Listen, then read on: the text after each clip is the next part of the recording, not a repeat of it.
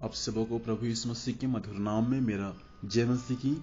आइए हम आज की सुबह परमेश्वर के वचन से सीखेंगे। मेरे साथ में निकालिए भजन संहिता की पुस्तक उसका 56 अध्याय उसका 8 पद में इस प्रकार से लिखा है, तू मेरे मारे मारे फिरने का हिसाब रखता है, तू मेरे आंसुओं को अपनी कुप्पी में रख ले, क्या उनकी चर्चा तेरी पुस्तक में नहीं है।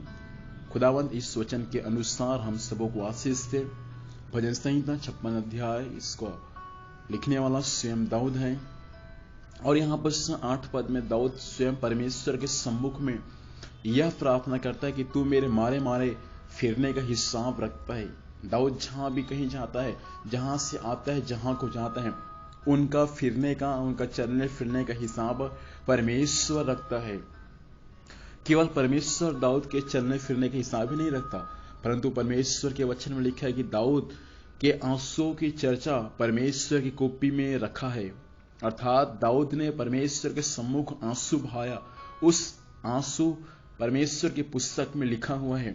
अर्थात स्वयं परमेश्वर के पास में एक ऐसा कुप्पी है जिस कुप्पी में क्या किया है, स्वयं परमेश्वर ने दाऊद के आंसू को इकट्ठा करके रखा है। दाऊद एक राजा था, तो दाऊद राजा था, उसके जीवन में सब चीज था, भौतिक आशीष सब चीज था दाऊद के जीवन में। लेकिन ऐसा कौन सा वस्तु है, ऐसा कौन सा चीज है जिसके लिए दाऊद परमेश्वर के सम्मुख आंसू बहाया करता था। सोचिए, दाऊद एक राजा था। राजा लोग को कुछ भी चीज से घटी नहीं हो सकता, सब चीज उनके पास में है, नौकर चाकर दास दासिया सब चीज है।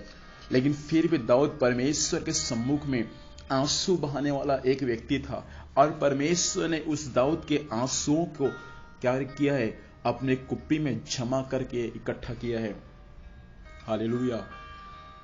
दाऊद परमेश्वर के, स्वयं परमेश्वर अपने कुप्पी में दाऊद के आंसुओं को रखा है और उस दाऊद के आंसू के बारे में परमेश्वर के वचन में लिखा हुआ है। अर्थात परमेश्वर अपने पुस्तक में उसकी चर्चा आज भी करता है। इस बातों को कभी ना भूले। आप और मैं जब किसी बात के लिए परमेश्वर के सम्मुख में आंसू बहाते हैं, उसका प्रतिफल परमेश्वर हमको देता है। एक दिन एक माँ जी थी, उसका एक बेटा था जो उड़ाऊ पुत्र के समान था, बहुत पाप करने वाला व्यक्ति था। और वह जो माँ थी परमेश्वर के सम्मुख हमेशा आंसू बहाने वाली थी, हमेशा परमेश्वर के सम्मुख आंसू बहा बहा कर प्रार्थना करने वाली थी। एक दिन परमेश्वर उस माँ जी को कहा कि बेटी चिंता मत कर, तुम्हारी प्रार्थना मेरे सम्मुख में है, मैंने तुम्हारी प्रार्थना को सुन लिया है और आगे तुम्हें रोना नहीं पड़ेगा।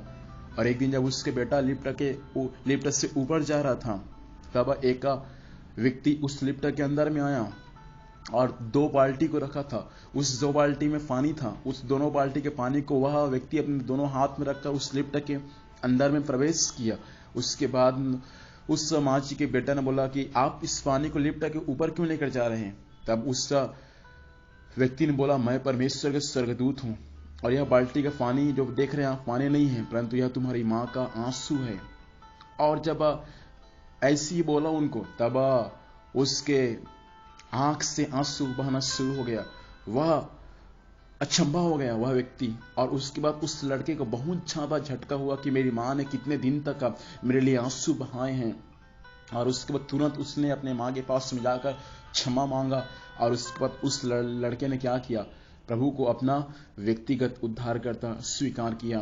मैं आज की सुबह के समय आपसे कहना चाहता हूँ, वैज्ञानिक लोग इस बात का दावा करते हैं कि हमारे शरीर में एक सीमित आंसू है और उस आंसू को यदि हम भौतिक चीजों के लिए बहा देंगे तो प्रभु के लिए फिर बहाने का आंसू हमारे पास में नहीं रहेगा।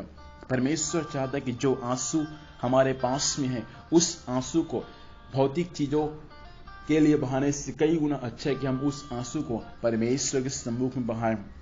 मनुष्य भले आपके आंसू का आदर करे या ना करे, लेकिन परमेश्वर आपके आंसुओं का आदर करता है। केवल परमेश्वर आपके आंसुओं का आदर ही नहीं करता, परंतु परमेश्वर आपके आंसुओं को अपनी कुप्पी में रखता है।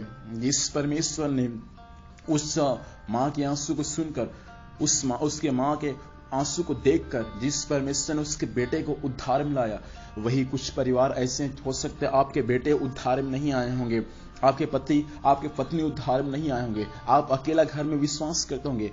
इन दिनों में आप आंसू के साथ प्रार्थना करने के लिए अपने आप को समर्पित करें। आंसू के साथ प्रार्थना करने के लिए अपने आप को समर्पित करेंगे। सचमुच परमेश्वर आपके आंसुओं के द्वारा बहुत से लोगों को उद्धार के अनुभव में लाएगा।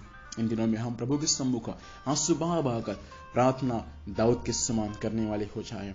आइए प्रार्थना करें। सर्वशक्तिमान जीवित परमेश्वर पिता, वचन के अनुसार प्रभु आपने हर एक को बात किया, हम आपको धन्यवाद देते हैं। इस वचन के अनुसार आज हर एक का जीवन होने पाए। आज दिन भर संभाल प्रभु, जहां भी जाएंगे जाने में सहायता कर। जो भी कुछ कार्य करते हैं हर एक कार्य प्रभु आपके नाम से सफल होने पाए। आपने प्रार्थना सुना, धन्यवाद। यीशु मसीह के नाम से पिता आशीष मांगते हैं, आमीन। प्रभु हम सबको आशीष दे। आप सबको जय मसीह की।